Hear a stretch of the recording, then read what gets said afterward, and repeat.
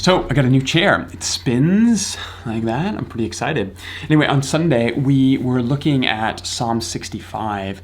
And one of the really interesting things about this psalm is that it opens with this line, "Praise awaits you, God." But literally in the Hebrew, what it says is, "Silence is praise to you, O God."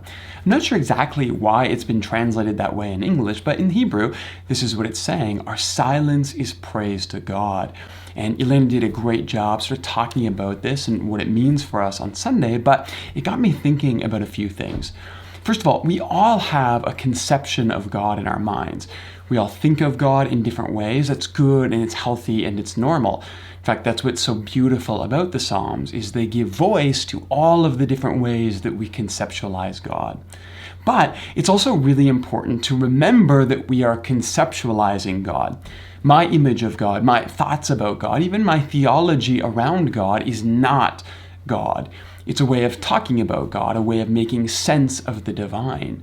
And when I confuse those two things, when I begin to think that my language or my thoughts or my ideas or my concepts are God, then I slip from worship into idolatry.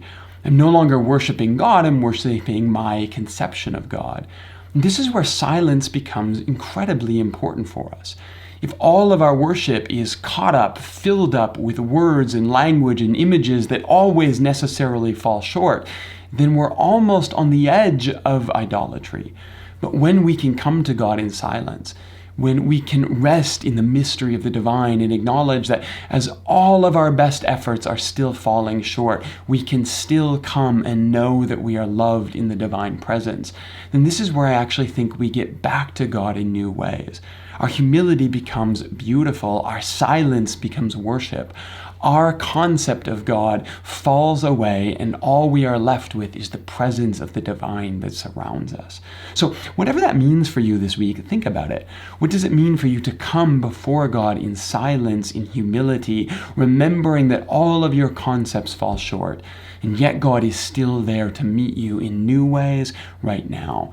Hopefully in that you will find some new encounter with the divine this week, particularly as God comes to us through the poetry of the Psalms.